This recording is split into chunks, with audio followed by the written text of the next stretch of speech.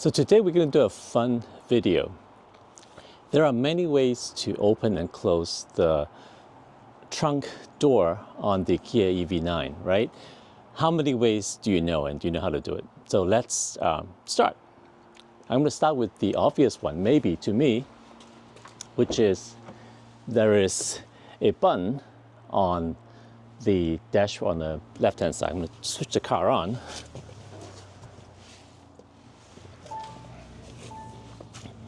And there's a button right here. I'm going to press and hold.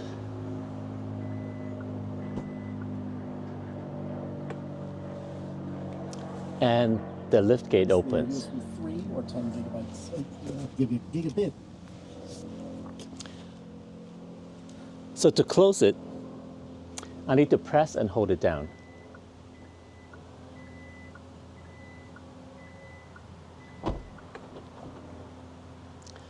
So to open the rear hatch with this button, I just need to press it and let go.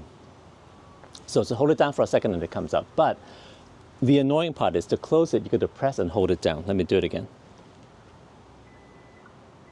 So 2 beeps, 3 beeps, 4 beeps, 5 beeps, 6 beeps. So there's 6 beeps worth of movement there. Now if I don't press and hold it down on closing, it won't close, it will just stop. Let me try again. So this is open. If I press, hear the beeps, it opens.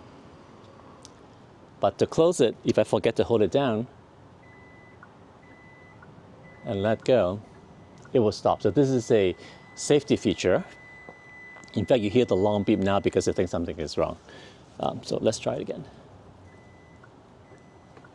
Open it and press and hold to close it.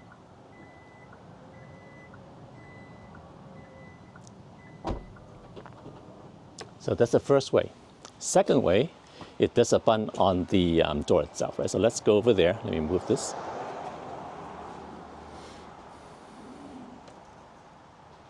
So the second way is there's actually a button here somewhere. If I press, it's going to open. And then same button, if I press, it's going to close. So the difference here is, of course, I just need to press it one time. I need to hold it down. But it makes sense. I cannot hold the button while the door is closing. But for me, that confuses me. So I always end up not holding down the button on the dash, and it won't close. So on the key fob, there's a button that says hold, right? If I press it, nothing happens. And that is because the car is still on. So I'm going to switch the car off first.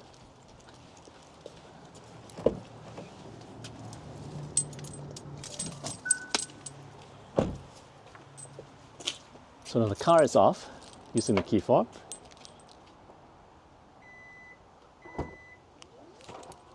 Press it enough and it will open automatically. But to close it, I'm going to come over here. I need to press and hold again.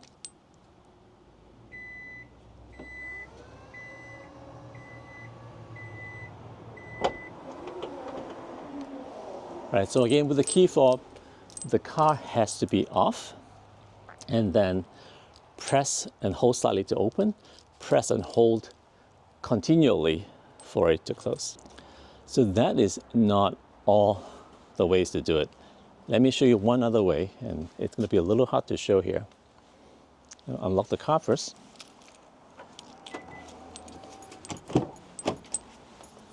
And come into the very messy trunk with me here. So here I am. I'm crawling into the back of the car because I have stuff in here. So you can see this is the on the US side, the driver's side of the car in the back, right? And down here, let's make it closer. There's a 12-volt outlet. There's a covered panel that has the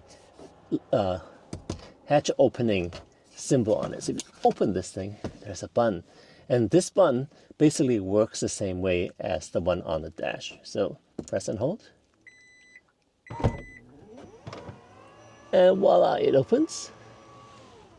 And then to close it, hold it down.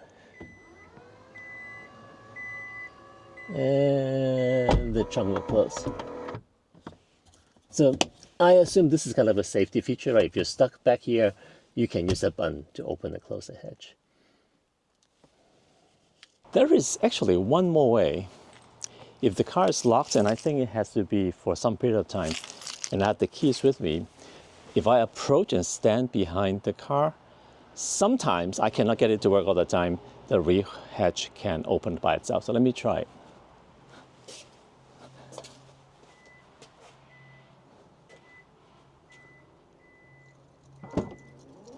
Hey, that worked. Right? So there's some warning beeps, and then the thing opens, and then close it again.